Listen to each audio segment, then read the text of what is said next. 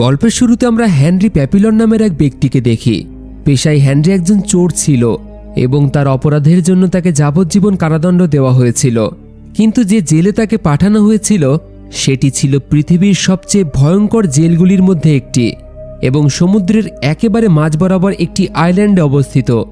এই জেলে একজন বন্দী আরেকজন বন্দীকে ঘুমন্ত অবস্থাতেই নির্মমভাবে হত্যা করে দিত, আর কেউ কাউকে সাহায্য করতে এগিয়ে আসতো না।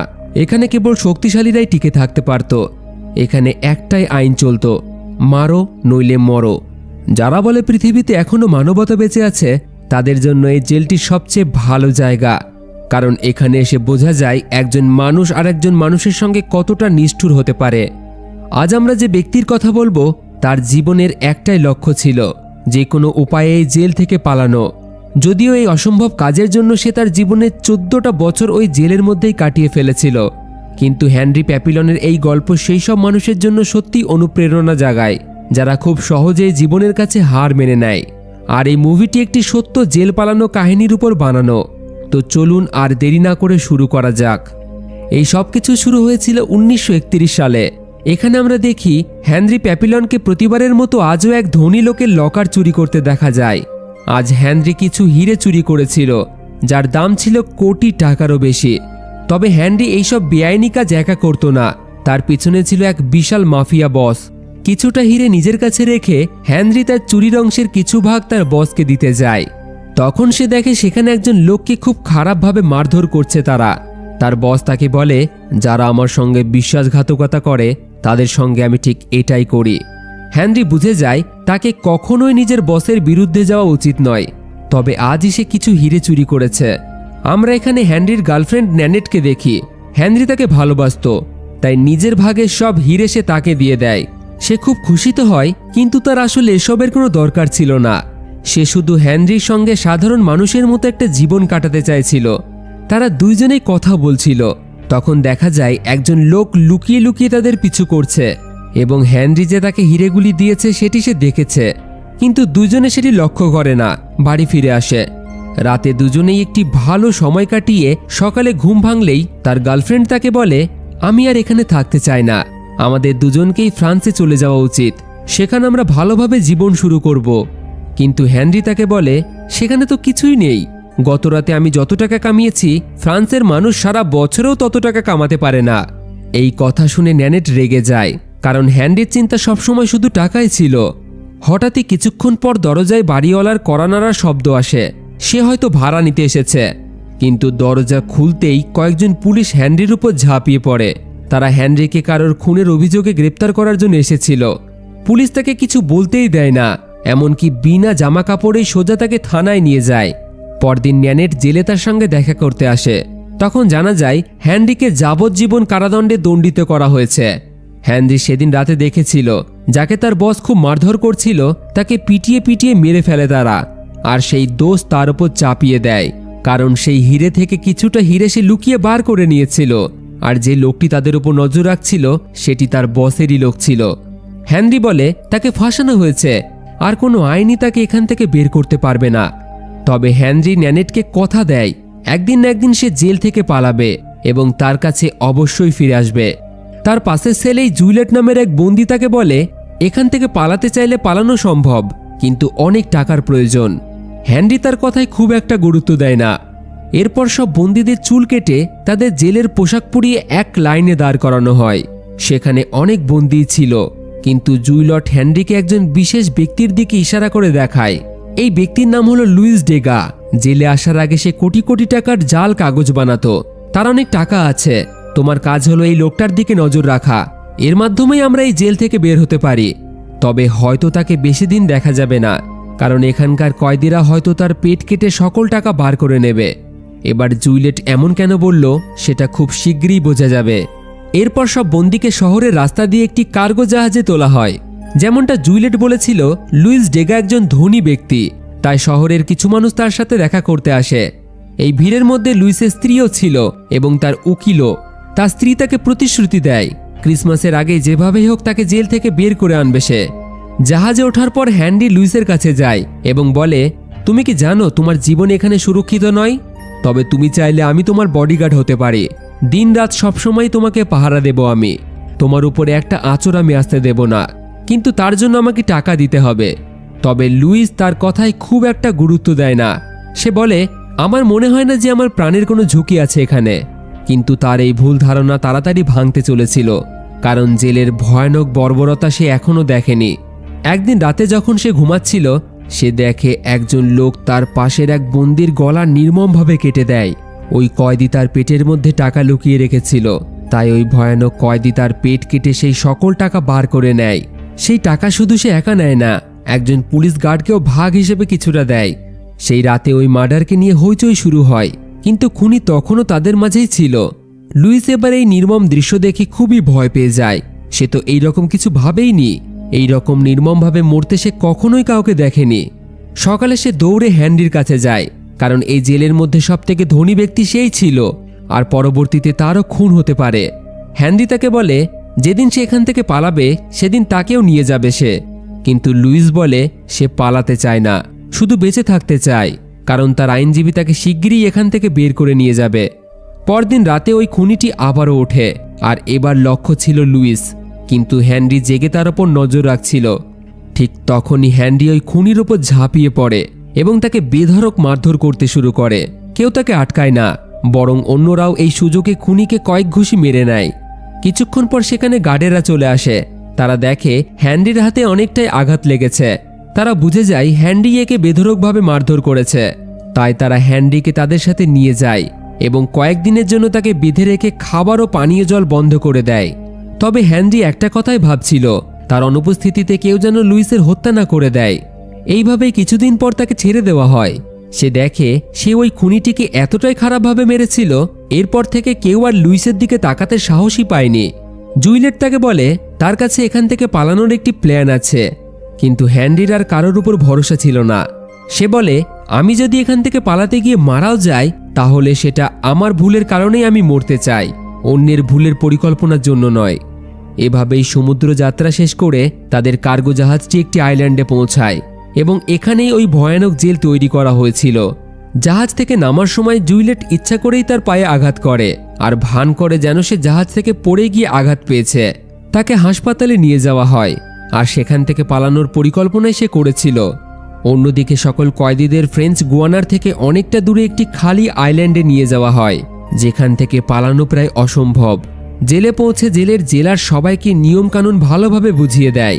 সে বলে, আমি জানি তোমাদের মধ্যে অনেকেই পালানোর চেষ্টা করবে, তবে এতে আমার কোনো সমস্যা নেই। তুমি যখন ইচ্ছা যতবার ইচ্ছা এখান থেকে পালানোর চেষ্টা করতে পারো, তবে আমরাও তোমাদের উপর গুলি করতে একবারও দ্বিধাবোধ করব না। কিন্তু একটা কথা মাথায় রেখো, এখানে দুটি গার্ড সব সময় 24 ঘন্টা তোমাদের উপর নজর রাখবে। কখনো কেউই তাদের বোকা বানাতে পারে না, আর পারবেও না। আর তারা হলো এই বিশাল জঙ্গল আর সমুদ্র। এই জঙ্গলে তোমরা পানীয় জল এবং খাবারের অভাবে মারা যাবে, আর কোনোভাবে জঙ্গল পার করলেও সামনে সমুদ্র তোমাদের বাঁধা হয়ে দাঁড়াবে। সেখানে রয়েছে অনেক শার্ক, আর যদি তোমরা পালাতে গিয়ে একবার ধরা পড়ো, তাহলে 2 বছর কালকুটরির মধ্যে রাখা হবে তোমাদের, আর 2বার পালানোর চেষ্টা করলে প্রায় 5 বছর। এবং যদি কোনোদিন কেউ পালাতে গিয়ে কোনো গার্ডকে মেরে ফেলে, তাহলে তার অর্থ হলো কয়েদিদের যন্ত্রণাদায়ক মৃত্যুদণ্ড। এরপর হ্যান্ডি যখন তার সেলে পৌঁছায়, সে পরিষ্কার বুঝতে পারে লুইসের মতো মানুষ এখানে 1 সপ্তাহও টিকে থাকতে পারবে না, কারণ জেলখানার পরিস্থিতি এমন ছিল। সেই সকল কয়েদিদের যখন কাজ করানোর জন্য সেখান থেকে নিয়ে যাওয়া হচ্ছিল, তখন সেই সময় এক গার্ড লুইসকে চিনে ফেলে। লুইসের মনে হয় হয়তো এই গার্ড তার কোনো ভালো কাজের জন্যই তাকে চেনে, তবে আদেও না। ওই গার্ডের বোনের বর লুইসের দেওয়া নকল কাগজপত্র বিক্রি করতে গিয়ে ধরা পড়েছে। বর্তমানে সে কোর্টের চক্কর কাটছে। এই কারণেই ওই গার্ড প্রতিশোধ নেওয়ার জন্য দুজনকেই রুট 0-তে পাঠিয়ে দেয়। জায়গাটি সবচেয়ে বিপজ্জনক জায়গা ছিল, সেখানে মাইনিং করা হতো। সেখানে কোন সময় কে মারা যায় তার কোনো ঠিকই ছিল না। লুইসও সেখানে কাজ করতে করতে ডায়রিয়ায় আক্রান্ত হয়ে যায়, আর তার লুকানো টাকাগুলি কাজ করার সময় কোথাও পড়ে যায়। এই কথাটি হ্যান্ডিকে বলতেই টাকাগুলি খোঁজাখুঁজি শুরু করে সে, কারণ সেখান থেকে পালানোর জন্য তাদের টাকার প্রয়োজন ছিল। কিছুক্ষণ পর হ্যান্ডি ওই টাকা তো পেয়ে যায়, কিন্তু অন্য বন্দিরা তাকে দেখে ফেলে। ঠিক তখনই একজন কয়েদি কাজ করতে করতে মারা যায়। লুইস গার্ডেদের এই কথা বলতে গেলে সিলার নামের একজন কয়েদি তাদেরকে চুপ করিয়ে দেয় এবং ওই মৃত কয়েদির খাবার নিজেদের মধ্যে ভাগ করে নেয়। কিছুক্ষণ পরেই একজন লোক লুইসের কাছে আসে। তাকে বলে, আমি জানি তোর কাছে টাকা আছে, ওই টাকা আমাকে দিয়ে দে, তাহলে আমি কিছুই করব না। এটা দেখে হ্যান্ডি এগিয়ে গিয়ে তাকে ধাক্কা মেরে ফেলে দেয় এবং লুইসের থেকে দূরে থাকতে বলে তাকে। সঠিক সময়ে পুলিশ এসে পড়লে তাদের মধ্যে ঝামেলা তৈরি হয় না। কাজ শেষে সেখান থেকে যাওয়ার সময় হ্যানরি সেখানে একজন লোককে দেখে, যে কোনো কয়েদি ছিল না, সে জেলের জন্য শহর থেকে নানান জিনিস এনে দেওয়ার কাজ করত। হ্যানরি গোপনে তাকে বলে, আমার কাছে কিছু টাকা আছে, আমাকে কি তুমি জেল থেকে পালাতে সাহায্য করতে পারবে? তবে ওই লোকটি হ্যানরিকে এই জাহান্নুম থেকে বার করার জন্য প্রায় $5000 চেয়ে বসে। তবে হ্যানরির কাছে এত টাকা ছিল না, তা সত্ত্বেও সে রাজি হয়ে যায়। একদিন হঠাৎ জেলে সিকিউরিটি অ্যালার্ম বেজে ওঠে, কারণ একজন বন্দি নাকি পালিয়েছে। হ্যানরি জানতো এটা অবশ্যই জুইলট হবে। সে লুইসকে বলে, দেখলে, আমি বলেছিলাম এখান থেকে পালানো সম্ভব, সে পালাতে পারলে আমরাও পারবো। পরদিন যখন তারা স্নান করছিল, তখন আবার ওই কয়েদিরা লুইসের ওপর আক্রমণ করে। তারা তার টাকা চুরি করার জন্য এসেছিল। তবে হ্যানরি তাদের সাথে লড়াই করতে শুরু করে এবং লুইসকে বাঁচাতে গিয়ে তার গায়ে ছুরির আঘাত লাগে। লুইস জানতই না যে জেলে এইরকম নির্দয় কয়েদিরা থাকে, যারা সামান্য টাকার জন্য খুন করতে একবারও ভাবে না। তবে লুইসের কাছে এটা পরিষ্কার হয়ে যায়, কোর্টের জামিনের আগেই হয়তো তাকে মেরে ফেলবে এরা। এই কারণে সেই দিনই সে হ্যানরিকে বলে আর বেশি দিন সে এখানে থাকতে পারবে না, খুব তাড়াতাড়ি সে হ্যানরির সাথে পালিয়ে যেতে চায়। ঠিক সেই দিনই জেলার সকল কয়েদিদের জেলের বাইরে একসাথে জড়ো করে এবং বলে, আমি তোমাদের জেলের কিছু নিয়ম বলেছিলাম, কিন্তু তোমাদের মধ্যে একজন কয়েদি সেই নিয়ম মানতে অস্বীকার করেছে, সে পালানোর চেষ্টা করেছে। আসলে একজন কয়েদি এখান থেকে পালাতে গিয়ে দুজন গার্ডের উপর আক্রমণ করে দিয়েছিল এবং তাদের মধ্যে একজন মারা যায়। এরপর যখন ওই কয়েদিকে সবার সামনে আনা হয়, তখন হ্যানরি দেখে যে কয়েদির কথা তারা বলছিল সেটা আর কেউ নয়, জুইলট ছিল। জেলের সকল কয়েদিদের সামনেই জুইলটের মাথা ধর থেকে আলাদা করে দেয়। এটা দেখে লুইস থর থর করে কাঁপতে থাকে। সে যে পালানোর পরিকল্পনা করছিল, তা এই সব কিছু দেখে তার সাহস ভেঙে যায়। জেলার হ্যানরি এবং লুইসকে তার মৃতদেহ জঙ্গলে গিয়ে মাটির নিচে পুঁতে দেওয়ার কাজ দেয়। এরপর হ্যানরি এবং লুইস কিছু গার্ডের পাহারায় ওই মৃতদেহকে জঙ্গলে নিয়ে যায়। কিন্তু তখনই লুইস এত রক্ত দেখে একেবারে চুপ হয়ে নিচে বসে পড়ে। একজন গার্ড তাকে উঠতে বললেও সে উঠতে পারে না। গার্ডের মনে হয় তাদের কথা মানছে না হয়তো, তবে আসলে তার শরীর একেবারে ভয়ে ঠান্ডা হয়ে গিয়েছিল। ওই গার্ড রেগে গিয়ে তাকে চাবুক মারতে শুরু করে। তবে হ্যানরি এই সুযোগে একটি পাথর দিয়ে গার্ডের মাথায় আঘাত করে পালিয়ে যায়। গার্ডেরা তার পিছু নেয়, তার উপর গুলিও চালায়, কিন্তু হ্যানরি সামনে একটি নদীতে লাফ দেয়। নদীর জলের স্রোতে অনেকটাই দূরে ভেসে যায় সে। দিন গড়িয়ে রাত হয়ে যায়। সে যায় ওই ব্যক্তিটির কাছে, টাকার বিনিময়ে যে হ্যানরিকে পালানোর জন্য সাহায্য করবে। লোকটি তার কাছ থেকে টাকা চাইলে হ্যানরি বলে, একবার যদি সে প্যারিস পর্যন্ত পৌঁছে যায়, সে তাহলে তাকে এর থেকে ডবল টাকা দেবে। কিন্তু তখনই দেখা যায় ওই লোকটি পুলিশের সাথেই মিশে আছে। সে বলে, আমার কোনো যায় আসে না তোমার কাছে কত টাকা আছে, পুলিশরা আমাকে তোমার থেকেও অনেক টাকা দেয়। সে হ্যানরিকে আবারও পুলিশের হাতে তুলে দেয়। হ্যানরিকে জেলারের সামনে নিয়ে আসা হয়। জেলার তাকে বলে, তোমার কপাল ভালো, তুমি যে গার্ডকে মেরেছিলে সে সৌভাগ্যবশত প্রাণে বেঁচে গেছে, সে মারা গেলে তোমার সাথে ওই একই কাজ করা হতো। তবে জেলার তাকে ছেড়ে দেয় না। জেলের নিয়ম ভাঙার জন্য 2 বছর কালকুঠরির মধ্যে রাখার সাজা দেওয়া হয় তাকে। জেলার বলে, কালকুঠরির মধ্যে কয়েদিদের সাথে অদ্ভুত অদ্ভুত ঘটনা ঘটে, বিশেষ করে তাদের সাথে যাদের মধ্যে এখান থেকে পালানোর আশা এখনো বেঁচে আছে। কালকুঠরির মধ্যে কোনো কয়েদির কথা বলা বা চিৎকার করার স্বাধীনতা ছিল না, এমনটা করলে তাদের ওপর অত্যাচার করা হতো। আর ঠিক কয়েক মাস থাকার পরে হ্যানরিরও ঠিক একই হয়। তার মানসিক চাপ বাড়তে থাকে, তাকে খাওয়ার নামে শুধু ফুটন্ত জল দেওয়া হতো, আর এই রকম ভাবেই তার শরীর দুর্বল হয়ে পড়ে। একদিন একজন গার্ড তার সাথে দেখা করতে আসে, আর একে মেরেই হ্যানরি পালানোর চেষ্টা করেছিল। ওই পুলিশ অফিসার হ্যানরির উপর প্রচণ্ড রেগেছিল। এই কারণেই হ্যানরিকে খুব খারাপভাবে মারতে থাকে সে। হ্যানরি তো একেবারে নিজের আওয়াজই ভুলে গিয়েছিল, তাই তার গলা দিয়ে একটি আওয়াজও বেরোয় না।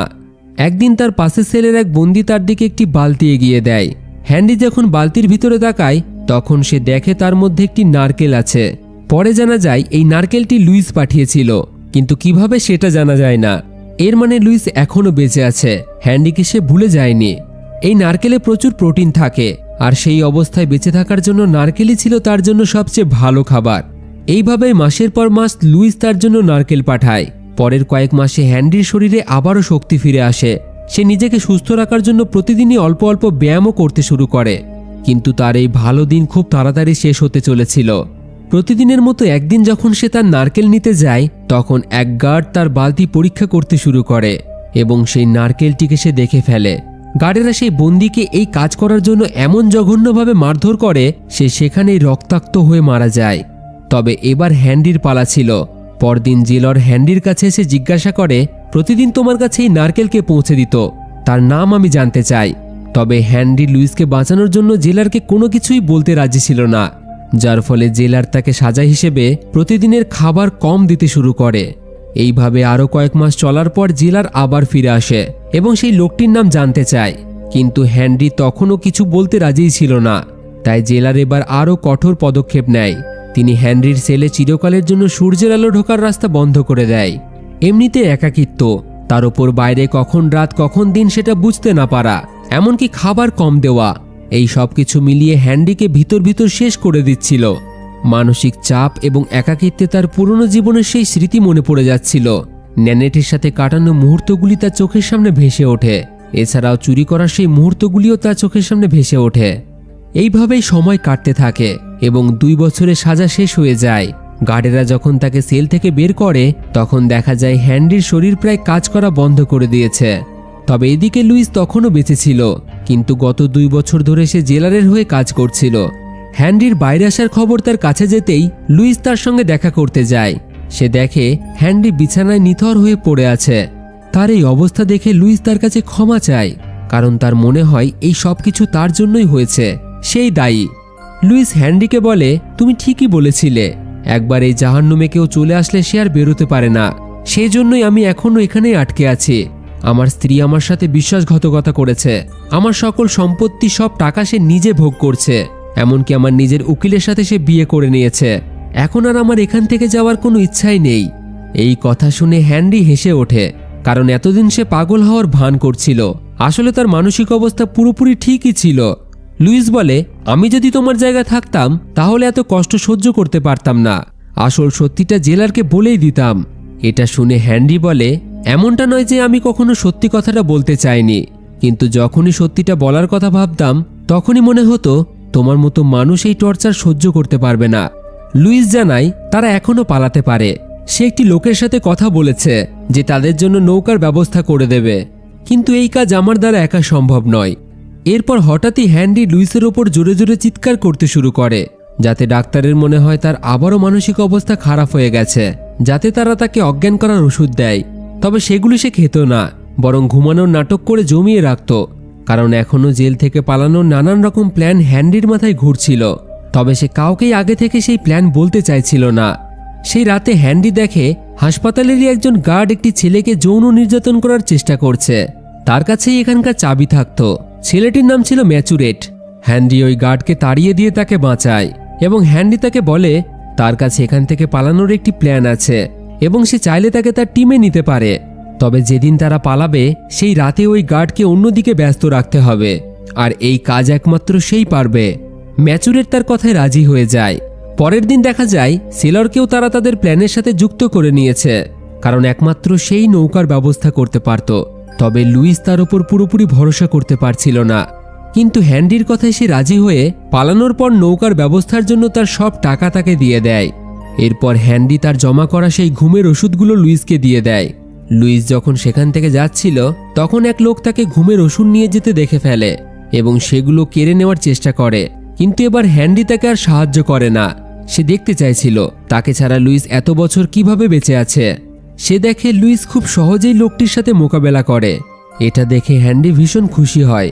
সেই রাতে জেলের অফিসারদের বিনোদনের জন্য জেলের ভিতরে বড় পর্দা দিয়ে সিনেমা দেখানোর ব্যবস্থা করা হয়, আর এটাই ছিল তাদের কাছে পালানোর সবথেকে ভালো সুযোগ। পরিকল্পনা অনুযায়ী ম্যাচুরেট ওই গার্ডকে যৌন ইশারা দেখিয়ে বাথরুমে নিয়ে যায়, আর তার কাছেই এখানকার চাবি ছিল।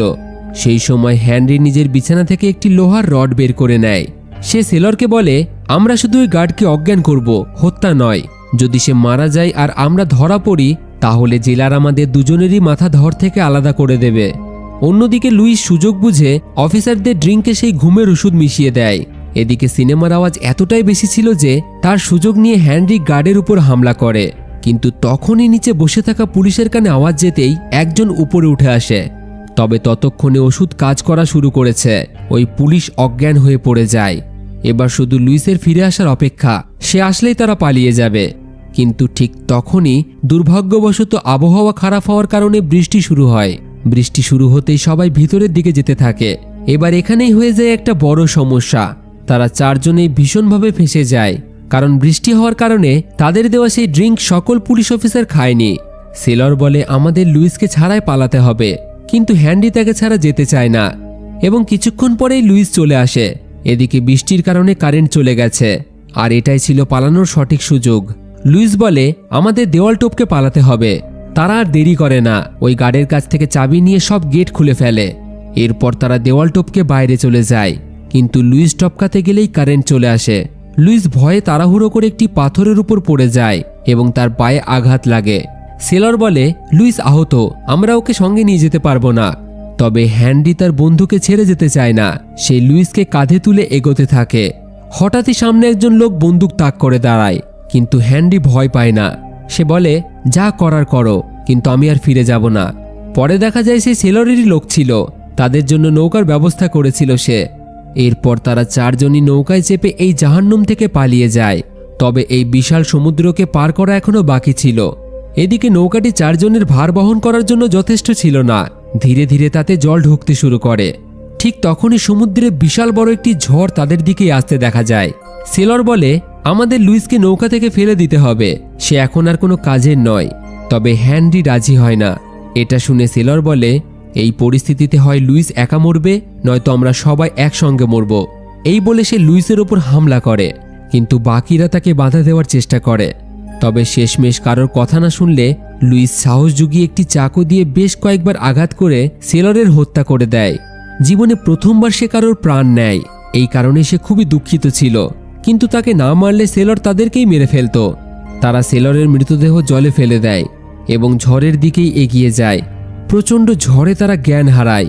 এরপর হ্যান্ডির জ্ঞান ফিরে আসলে সে দেখে তারা একটি দ্বীপের মধ্যে রয়েছে। তাদের নৌকাটি ঝড়ের কারণে পুরোপুরি ভেঙে গিয়েছিল এবং সেখানকার স্থানীয় লোকেরা তাদের উদ্ধার করেছিল। বাইরে বেরিয়ে হ্যান্ডি একজন সিস্টারকে দেখতে পায়। হ্যান্ডি তার বাকি বন্ধুদের কথা জিজ্ঞাসা করে তারা কি সুরক্ষিত আছে। তিনি জানান সবাই নিরাপদে আছে, তাদের শুধু একটু বিশ্রামের প্রয়োজন।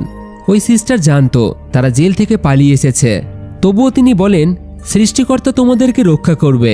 তোমরা যদি সৃষ্টিকর্তার কাছে ভুল স্বীকার করো তাহলে তোমাদের অপরাধ তিনি ক্ষমা করে দেবেন। বর্তমানে তারা যে জায়গায় ছিল সেটি হলো কলম্বিয়া। হ্যানরি ছুটে সমুদ্রের দিকে যায় এবং সমুদ্রের ঢেউগুলি তার গায়ে লাগায়। সেই অনুভূতিটিকে সে উপভোগ করে, কারণ এত বছর পর সে মুক্ত বাতাসে শ্বাস নিচ্ছে। আর এই অনুভূতি তার কাছে জান্নাতের থেকে কম কিছু ছিল না। এরপর হ্যান্ডি লুইসের কাছে যায়। সে বলে আমরা এখানে বেশিক্ষণ থাকতে পারবো না, আমাদের এখান থেকে এগিয়ে যেতে হবে। কিন্তু লুইস তখনও সেলরের মৃত্যুর জন্য কষ্ট পাচ্ছিল। হ্যান্ডি তাকে বলে আমি যেভাবেই হোক এখান থেকে চলে যাব, এতে তুমি আমার সাথে আসো বা না আসো, কারণ এরা জানে আমরা কারা, আর এটা আমাদের জন্য বিপদ তৈরি করতে পারে। আমি একজনকে কথা দিয়েছি, আমি যেভাবেই হোক ফিরে আসব, আর সেই কথা আমি রাখবই। এই বলে হ্যান্ডি চলে যেতে শুরু করে। তবে কিছু দূর যেতেই সে দেখে পুলিশ এখানে এসে পৌঁছেছে। তারা এখনও তাদেরকে খুঁজছে। সে দৌড়ে লুইসের কাছে ফিরে আসে এবং তাকে পালাতে বলে, কিন্তু পুলিশ তাদের দেখে ফেলে। তারা ম্যাচুরিটিকে তাদের সামনেই গুলি করে হত্যা করে দেয় এবং হ্যানরি ও লুইসকে আবারও গ্রেপ্তার করে। লুইস হ্যানরিকে বলে আমার জন্য তোমার ফিরে আসা উচিত হয়নি। তবে যাই হোক, তাদেরকে আবারও গ্রেপ্তার করা হয়। এরপর অনেকটা লম্বা সময় কেটে যায়। আমরা আবার লুইসকে দেখি, কিন্তু সে আর আগের লুইস নেই। তার বয়স অনেকটাই বেড়ে গেছে। সেই দিন গ্রেপ্তার করার পর থেকেই তাকে চিরকালের মতো কালকুঠরিতেই রাখা হয়েছিল, যাতে সে আর কখনো পালানোর চেষ্টা না করতে পারে। কিছুদিন পর জেলার তার সঙ্গে দেখা করতে আসে, কারণ হ্যান্ডি প্যাপিলনের মতো কয়েদি খুব কমই আসে এই জেলে। সে বলে খুব কম মানুষই আছে যাদের মধ্যে তোমার মতো সহনশীলতা ও ধৈর্য আছে। জেলার জিজ্ঞাসা করে কার জন্য তুমি বারবারই পালানোর চেষ্টা করছো এবং কার জন্য তোমার মধ্যে এখনো আশা বেঁচে আছে। তোমার কি এখনো মনে হয় তুমি এখান থেকে পালাতে পারবে? তবে হ্যান্ডি তার কথার কোনো উত্তরই দেয় না। কিছুক্ষণ পর গার্ডেরা তাকে নিয়ে যায় তার শেষ গন্তব্যস্থলে, ডেভিলস আইল্যান্ড নামের একটি দ্বীপে। সমুদ্রের মাঝখানে অবস্থিত এই দ্বীপ থেকে পালানো অসম্ভব ছিল। চারিদিকে শুধু জল ছিল এখানে শুধু বয়স্ক এবং হ্যান্ডিক্যাপ এমনকি মানসিক রোগে আক্রান্ত কয়েদিদেরকেই রাখা হতো। জেলারের মনে হয় হ্যানরির হয়তো মানসিক অবস্থা ভালো নেই, তাই তাকেও ওই আইল্যান্ডে পাঠানো হয়। এখানে বন্দীদের পাহারা দেওয়ার জন্য কোনো গার্ড থাকতো না, তারা শুধু সপ্তাহে একবার অল্প কিছু খাবার তাদেরকে দিয়ে যেত। সেখানে পৌঁছে হ্যানরি দেখে অর্ধেকেরও বেশি মানুষ পাগল হয়ে গেছে। হ্যানরিও প্রায় আশা হারিয়ে ফেলেছিল, কিন্তু ঠিক তখনই সে লুইসকে সেখানে দেখে। লুইসকে অনেক আগেই ডেভিলস আইল্যান্ডে পাঠানো হয়েছিল। পায়ে আঘাতের কারণে সে সারা জীবনের মতো খোঁড়া হয়ে যায়। এতদিন পরে লুইস তার প্রিয় বন্ধুকে কাছে পায়। লুইস তার জন্য খাবার বানায় এবং তাকে বিশ্রাম নিতে বলে। এই কারাগারে অনেক কয়েদিরাই আত্মহত্যা করছিল, কারণ মৃত্যুই তাদের কাছে একমাত্র মুক্তি ছিল। কিন্তু হ্যানরি প্রায় প্রতিদিনই সমুদ্রের দিকেই তাকিয়ে থাকত, কারণ যেভাবেই হোক তাকে ফ্রান্সে ফিরে যেতেই হবে। সে যে কথা দিয়েছে তার গার্লফ্রেন্ডকে, কিন্তু কিভাবে? সেখানে না ছিল কোনো নৌকা, না ছিল কোনো রাস্তা, চারিদিকে শুধু জল। তবে লুইস পুরোপুরি বদলে গিয়েছিল। সে অবসর সময়ে দেওয়ালে ছবি আঁকত এবং পুরো দেওয়ালে তার আঁকা ছবিতে ভরে গিয়েছিল। সেখানে বেশ খুশিতেই ছিল সে। একদিন লুইস ঘুমিয়ে থাকলে হ্যান্ডি তার সাথে তাকে বাইরে যেতে বলে। সে জানায় তারা এখনও এখান থেকে পালাতে পারে। সমুদ্রের ঢেউগুলিকে সে লুইসকে দেখায়। তার বিশ্বাস ছিল ঢেউ একদিকেই যাচ্ছে, তাদেরকে কিছুই করতে হবে না, তাদেরকে শুধু ভেসে থাকতে হবে। ঢেউ নিজেই তাদেরকে তীরে পৌঁছে দেবে। লুইস তার ওপর বিশ্বাস করত, তাই ভাসতে পারে এমন ফাঁপা জিনিস সে জোগাড় করতে শুরু করে এবং কয়েকদিনের মধ্যেই তারা একটি ভেলা বানিয়ে ফেলে। একদিন তারা সেই ভেলা নিয়ে পাহাড়ের চূড়ায় পৌঁছায়। হ্যান্ডি খুবই খুশি ছিল, কিন্তু তখনই লুইস তাকে বলে, আমি যাব না, আমি এখানেই থাকতে চাই। তোমার এখান থেকে যাওয়াটা যতটা জরুরি, আমার এখানে থাকা ততটাই জরুরি। হ্যান্ডি বুঝতে পারে এত বছর জেলে থেকে একজন মানুষ পৃথিবী থেকে কতটা আলাদা হয়ে যায়। লুইস হলো তার জলজান্ত উদাহরণ। লুইস এখানেই তার সুখ খুঁজে পেয়েছিল, এই কারণেই শেষ জীবনটা সে এখানেই থাকতে চাইছিল। হ্যানরি লুইসকে জড়িয়ে ধরে কাঁদতে শুরু করে এবং শেষবারের মতো তাকে বিদায় জানায়। লুইস অনেক বছর ধরেই সেখানে ছিল এবং সে জানত যে এত উঁচু থেকে লাফ দিলে কোনো মানুষ কখনোই জীবিত থাকতে পারে না। কিন্তু তবুও সে হ্যানরিকে থামানোর চেষ্টা করে না। যে মানুষটা এমন অবস্থাতেও এখান থেকে পালানোর কথা ভাবতে পারে, তার কাছে স্বাধীনতার মূল্য নিজের জীবনের থেকেও অনেকটা বেশি। লুইস সৃষ্টিকর্তার কাছে প্রার্থনা করে হ্যানরি যেন সুরক্ষিত এখান থেকে পালাতে পারে। যখন হ্যানরি নিচে লাফ দেবে, তখন ঈশ্বর না করুক তার যেন কোনো ক্ষতি না হয়। এরপর হ্যানরি তাকে শেষ বিদায় জানিয়ে জলে ঝাঁপিয়ে পড়ে। তার লাফ দেওয়ার সঙ্গে সঙ্গে চারপাশটা একেবারে নিস্তব্ধ হয়ে যায়। লুইস ঠিকঠাকভাবে কিছুই দেখতে পাচ্ছিল না, তার তো হার্টবিট বেড়ে যায়। কিন্তু ঠিক তখনই সে হ্যানরির চিৎকার শুনতে পায়, আমি পেরেছি, আমার চেষ্টা সফল হয়েছে।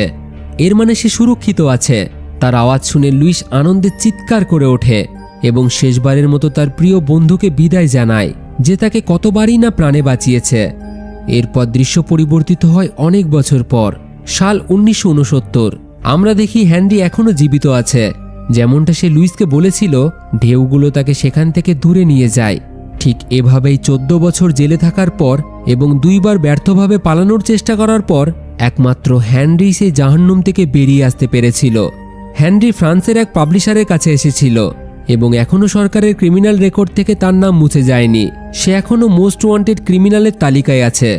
হ্যানরি সেই পাবলিশারকে নিজের ডায়েরি দেয় এবং বলে, আমি চাই আমার গল্প পুরো ফ্রান্স জানুক, কারণ এই গল্প শুধু তার একার নয়, এই গল্প লুইসের এবং তার মতো আরও অসংখ্য মানুষের, যাদের ভাগ্য আমার মতো ভালো ছিল না। ওই পাবলিশার তাকে প্রতিশ্রুতি দেয় যে সে অবশ্যই এই বই ছাপিয়ে মানুষের সামনে তুলে ধরবে। মুভি শেষে আমাদের জানানো হয় ফ্রেঞ্চ গুয়ানা জেলগুলিতে প্রায় 80,000-এরও বেশি মানুষ বন্দী ছিল। তাদের মধ্যে খুব কম মানুষই ফ্রান্সে ফিরে যেতে পেরেছিল। বাকিরা হয় মারা গেছে, নয়তো আজও তাদের সাজা ভোগ করে যাচ্ছে।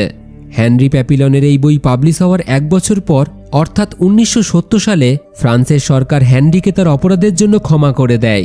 তবে সেই অপরাধ সে কখনোই করেনি, তাকে ফাঁসিয়ে তার জীবন নষ্ট করে দেওয়া হয়েছিল। সরকার হেনরি প্যাপিলনকে ফ্রান্সে ফিরে যাওয়ার অনুমতি দেয়। এরপর হেনরি নিজের জীবনের শেষ কয়েকটি বছর একজন স্বাধীন নাগরিক হিসেবে কাটায়। 29 জুলাই 1973 সালে তার মৃত্যু হয়ে যায় এবং এর সাথেই হেনরি প্যাপিলনের এই সত্য ঘটনা এখানেই শেষ হয়ে যায়। তো বন্ধুরা, আজকের এই ভিডিও আপনাদের কেমন লাগলো? এই ভিডিও থেকে আপনারা কি শিখলেন? অবশ্যই কমেন্টে আপনারা জানাবেন। ভিডিও ভালো লাগলে ভিডিওটিকে একটি লাইক করে বন্ধুদের সাথে শেয়ার করে দেবেন। আর এই রকম মুভি এক্সপ্লেন দেখার জন্য আমাদের চ্যানেলের সাথে জুড়ে থাকুন আর দেখতে থাকুন ফিল্মি গপ্প, the channel of movie lovers.